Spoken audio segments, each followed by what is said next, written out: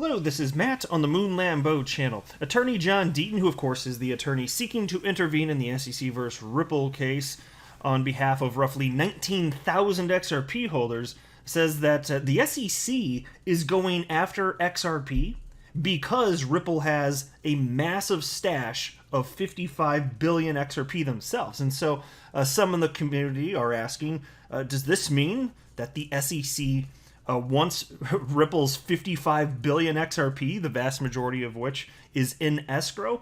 Well, that's what I'm going to be talking about in this video. I'm not convinced that's quite the case there, because look, Deaton, assuming that Attorney Deaton is correct here, and that the SEC is going after XRP because Ripple has a massive 55 billion stash of XRP, it doesn't necessarily mean they want to take it from Ripple. There are other reasons I'm going to discuss in this video. And so there's actually a thread that led up to the point where Deaton made this point on Twitter. And so I'm going to share the whole thread with you, and you can draw your own conclusions from it. I just want to open up discussion amongst the community. I don't pretend to have all the answers, but I'm glad John Deaton is talking about this. It's definitely a very interesting topic. Now, I do want to be clear at the outset, I do not have a legal or financial background of any kind. I'm not offering legal or financial advice, and you definitely should not buy or sell anything because of anything I say or write. I'm just an enthusiast who enjoys making YouTube videos as a fun hobby. And so what I'm going to do is read the very last tweet in this thread on Twitter here, and because that's the portion that I cited here at the outset of the video, and I'll title the video something to that effect to get that message across. And so then after I read this last tweet of the thread, I'm gonna go back to the start and read through the whole thing. And so here's what he wrote, and this is the very tail end of the thread. Why would the SEC argue that today's XRP itself is a security per se, when that argument violates the truth, common sense, and 7 decades of securities case law? As for the answer, I can offer you 55 billion reasons why. And so obviously what he's referencing there is the fact that there's 55 billion, roughly 55 billion XRP not in circulation. The rest of it is out in circulation. And it's an interesting thing to ponder. Now, actually, before I even go through the beginning of the thread, I wanted to share with you that I actually was so curious about this. I wanted to ask John Deaton a few questions, and this just happened. So so he hasn't responded to this point, but if John does happen to respond to this, I'll be happy to talk about this further in a separate video, because there's certainly a lot more that could be expanded upon here. And so here's what I asked. I wrote, would love your full take on this. Why do you think the SEC would care how much XRP Ripple holds?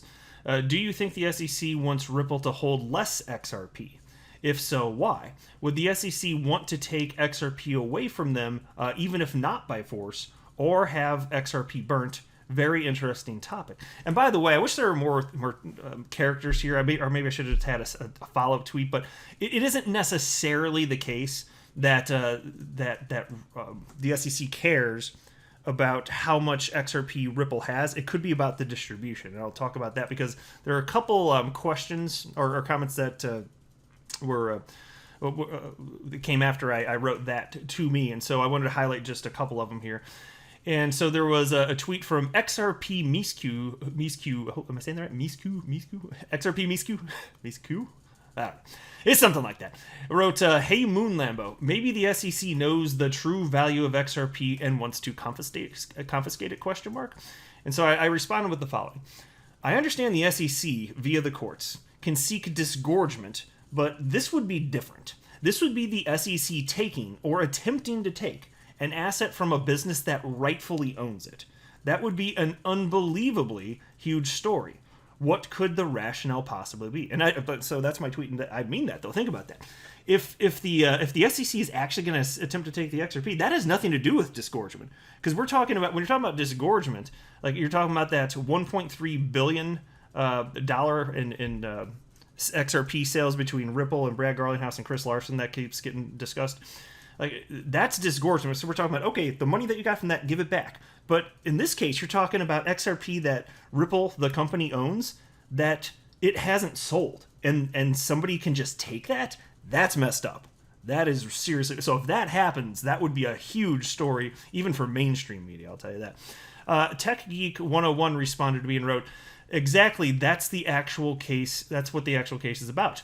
I remember Jerry mentioned this. He means Gary, G-A-R-Y. He wrote G-E-R-Y. Anyway, I remember Gary mentioned in his MIT course that Ripple is selling that escrow on a monthly basis to fund its operations, and that needs to be decided by some court if legal. As an XRP holder, that escrow is not good for us investors. And so I responded with the following. If they are seeking to change the way that Ripple distributes the XRP that they own, that's one thing. Restrictions on sales could be a tenable situation for Ripple.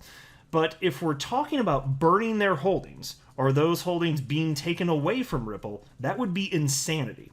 And I firmly believe that, by the way. And I didn't respond to this aspect of his comment, but I guess I can briefly mention it. As far as XRP being held in escrow by Ripple, and that not being a good thing for investors, I don't agree.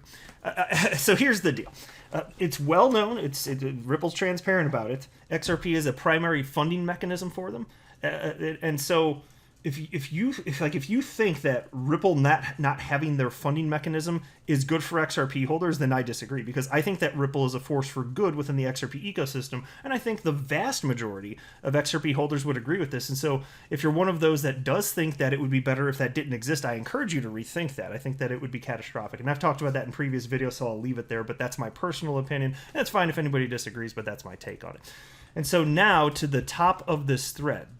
And this is what John Deaton wrote, which ultimately led to the conclusion that Ripple's escrow, 55 billion reasons why the SEC is going after XRP. And so here's what he wrote. An SEC versus Ripple thread. For the first time ever in a non-ICO case, the SEC is asserting that the digital asset itself, XRP, is a security. That absurd argument not only violates common sense, but it's in direct contradiction of over 70 years of case law and precedent. In the Howey case in 1946, there were two contracts in play between the investors and the W.J. Howey Co. Number one, a purchase and sale contract for the orange groves. Number two, the investors signed a service contract hiring Howey to handle everything from planting through selling. The Supreme Court found that the entire scheme, taken together, constituted a securities offering. The Supreme Court never said or implied that the oranges were securities. And 73 years later, in 2019, the Southern District of New York handed down the Telegram case. The Telegram was a typical ICO case. And truth be told, the Telegram case is strikingly similar to Ethereum. In Telegram, they sold grams and intended to use the funds raised to design and build the blockchain. And to be clear, Telegram was the entity, grams, that's the cryptocurrency. Let me continue with what John wrote now. The SEC sought a preliminary injunction and won. There are two written decisions by Judge Castell. I encourage anyone interested to read them. They can be easily found at the Crypto Law US website in our document library. These two decisions, along with Howey, are 100% in favor of XRP holders' argument that today's XRP is not a security. Judge Castell made it crystal clear, and here's a quote from him. Cryptocurrencies are a lawful means of storing or transferring value and may fluctuate in value as any commodity would. In the abstract, an investment of money in a cryptocurrency utilized by members of a decentralized community connected via blockchain technology, which itself is administered by this community of users rather than by a common enterprise, is not likely to be deemed a security under the familiar test laid out in Howey. The SEC, for example, does not contend that bitcoins transferred on the Bitcoin blockchain are securities. End quote. Now, how about that? Which is why, and look, it's clear. I've laid out, as John Deaton has many times, exactly where the SEC is arguing in written form that XRP itself today is a security. I've highlighted it a number of times. I'm not doing it in this video, but I've highlighted that. And so you can think, even if they weren't, even if the SEC's official position was not that XRP is a security, and it is, but even if it weren't, wouldn't it just be completely despicable that they didn't make this clear, that XRP is not a security? before going after Ripple, not caring that the investors that they say they're here to protect, not caring that they would endure financial devastation. Isn't that disgusting, right? That's the SEC. That's what we are. And it wasn't just it wasn't restricted to people that held XRP in the United States. No. This set off a global chain reaction of selling. It absolutely did. Anyway, John Deaton continues. Judge Castell went on to declare that the gram itself was not the security, but only alphanumeric code. If there was any doubt after the first Telegram decision, that doubt was completely eliminated after Judge Castell authored his second opinion and order in Telegram 2. In the second order, the court stated, quote, "The security was neither the gram purchase agreement nor the gram, but the entire scheme that comprised the gram purchase agreements and the accompanying understandings and undertakings made by Telegram," end quote. It doesn't get any clearer. The people that hate Ripple or how XRP was first created need to get past their bias and contempt. If the SEC was only alleging that the way Ripple marketed and sold XRP is what made it a security, I would have never filed a motion to intervene on behalf of XRP holders. What the SEC is alleging threatens all of crypto, including Ether. Plus, the SEC's claim that the token itself is the security violates case law from 1946 to 2019. It is absurd that the SEC is arguing that the token itself is the security. Even Hester Peirce made this point. By the way, Hester Peirce, of course, is one of 5 SEC commissioners. She is one of the commissioners that voted on whether or not to bring a legal complaint against Ripple.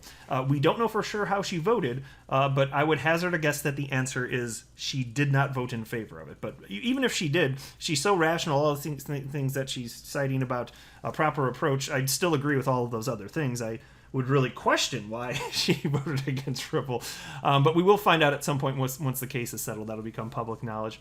And so then John Deaton, he's about to cite Hester again, as well as the Thinking Crypto YouTube channel, which is run by a man named Tony. And so anyway, John Deaton writes the following. Hester herself stated in the interview on Thinking Crypto that she is trying to get the SEC away from viewing the token itself as the security. It's both bizarre and scary to hear that this is how the SEC views digital assets. Watch for yourself. I cited Tony's Hester Peirce interview in XRP holders' motion to intervene. I did so because of how ridiculous the SEC's claim is.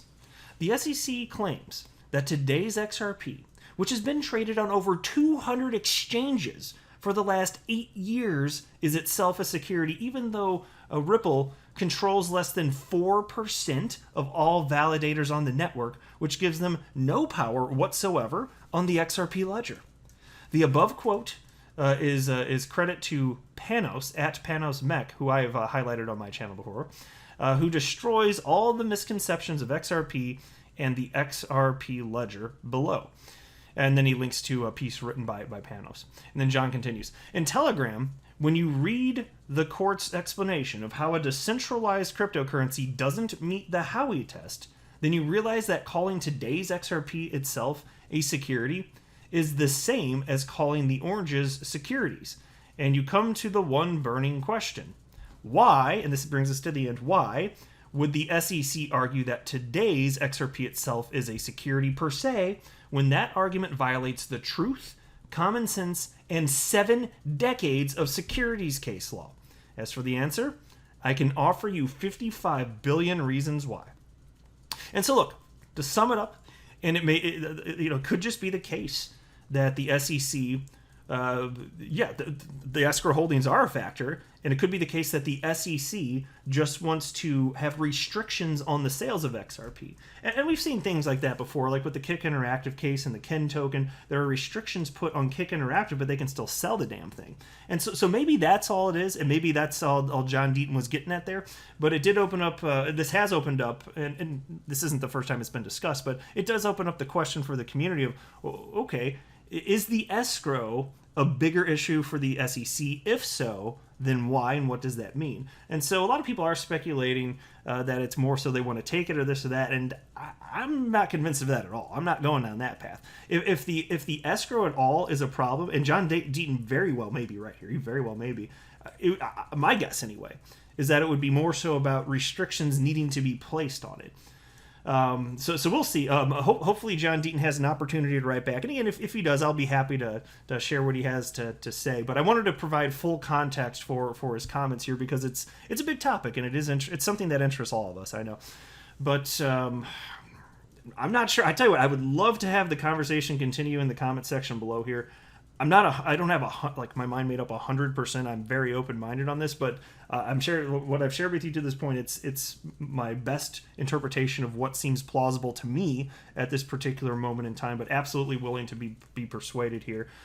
And John, with his legal background, I'm sure he'd have greater insight than myself on that. So that's where we're at right now, and I'll go ahead and wrap it up here. I'm not a financial advisor. You should not buy or sell anything because of anything that I say or write. That would be a very, very, very bad idea. Until next time, to the moon, Lambo.